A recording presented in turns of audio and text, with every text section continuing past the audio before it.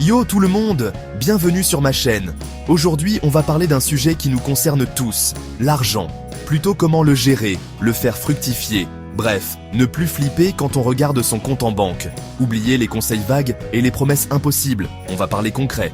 Je vais vous partager les 5 livres qui ont révolutionné mon rapport à l'argent. Des livres qui m'ont non seulement inspiré, mais qui m'ont donné les clés pour prendre le contrôle de mes finances. Alors, installez-vous confortablement, prenez de quoi noter et préparez-vous à découvrir les 5 livres qui ont changé ma vie financière. Premier livre qui a été une vraie claque pour moi, Père riche, Père pauvre de Robert Kiyosaki. Vous connaissez peut-être ? Ce livre, c'est un peu la base, celui qui vous ouvre les yeux sur l'importance de l'éducation financière. Ce que j'ai kiffé direct, c'est la façon dont Kiyosaki explique la différence entre un actif et un passif. Un actif, c'est ce qui vous rapporte de l'argent, un appartement que vous louez, des actions, un business. Un passif, c'est ce qui vous coûte de l'argent, votre grosse télé, votre voiture flambant neuve que vous finissez de payer. Avant de lire ce livre, j'avoue, je faisais partie de ceux qui pensaient qu'avoir une grosse voiture et un appart stylé, c'était la réussite. Grave erreur. Kiyosaki m'a fait comprendre que la vraie liberté financière, c'est d'avoir des actifs qui travaillent pour vous, même quand vous dormez. Et le plus important, c'est que Kiyosaki explique comment y arriver. Il insiste sur l'importance de s'éduquer financièrement, d'apprendre à investir, à créer des business, bref, à ne plus être dépendant d'un salaire pour vivre. Ce livre, c'est une vraie prise de conscience. Il m'a fait comprendre que l'argent, ce n'est pas un tabou, et que c'est important de s'en occuper si on veut vivre la vie de ses rêves. Franchement, si vous ne deviez lire qu'un seul livre sur l'argent, ce serait celui-là. Il est accessible à tous, même si vous n'y connaissez rien en finance. Deuxième livre qui m'a marqué, L'homme le plus riche de Babylone, de George S. Clason. Un classique, ce livre, c'est un peu comme un voyage dans le temps. Il nous raconte l'histoire d'un pauvre scribe babylonien qui devient riche grâce aux conseils d'un riche marchand. Ce qui est cool, c'est que le livre est écrit sous forme de paraboles, des petites histoires, faciles à lire et à comprendre. Mais attention, derrière ces histoires simples se cachent des principes financiers intemporels. Un des principes que j'ai retenu, c'est l'importance de payer d'abord soi-même. Clason explique qu'il faut mettre de côté au moins 10% de ses revenus avant même de payer ses dépenses. Au début, ça peut paraître difficile, mais croyez-moi, ça change tout. Le livre insiste aussi sur l'importance d'investir son argent intelligemment, de se protéger contre les risques et de s'entourer de personnes compétentes. Ce que j'ai aimé avec ce livre, c'est qu'il montre que les principes de la richesse sont universels et intemporels. Peu importe l'époque ou le lieu, les principes de base restent les mêmes. Si vous cherchez un livre simple, inspirant et plein de bon sens, L'homme le plus riche de Babylone est fait pour vous. Alors, on change un peu de style avec le troisième livre, La semaine de 4 heures de Tim Ferriss. Ce livre, c'est un peu la bible des entrepreneurs et des digital nomades. Ferriss, c'est un mec qui a compris comment optimiser son temps et ses revenus pour vivre une vie de rêve. Son credo ?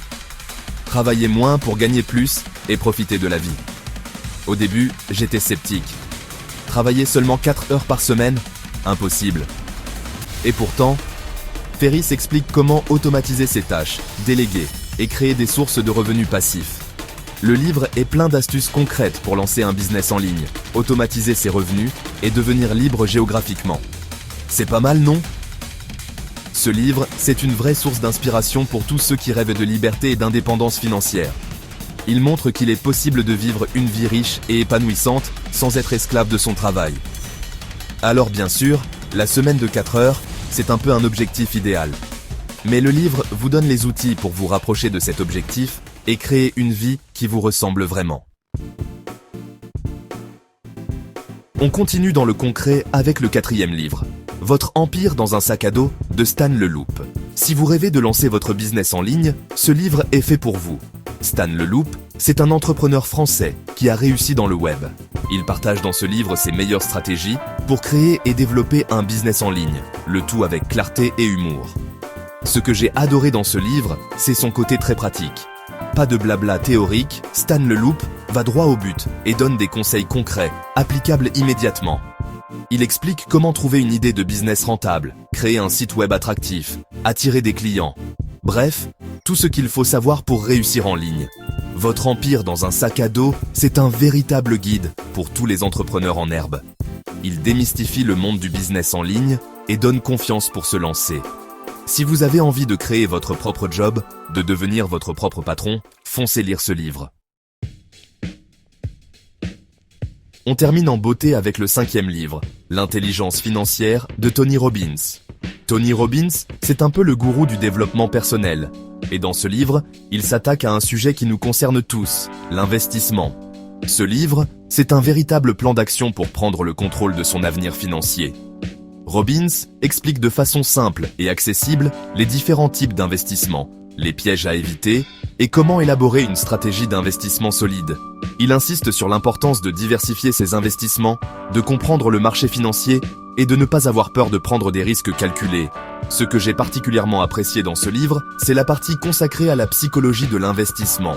Robbins explique comment nos émotions peuvent influencer nos décisions financières et comment éviter de prendre de mauvaises décisions sous le coup du stress ou de la peur.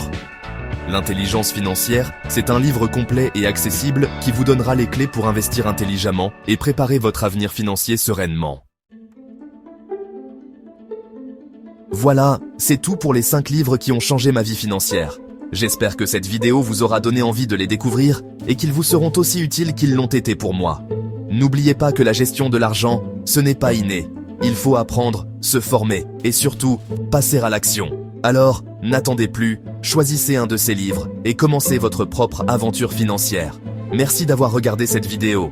Si vous avez aimé, n'oubliez pas de liker et de vous abonner pour plus de contenu sur l'amélioration de votre vie financière.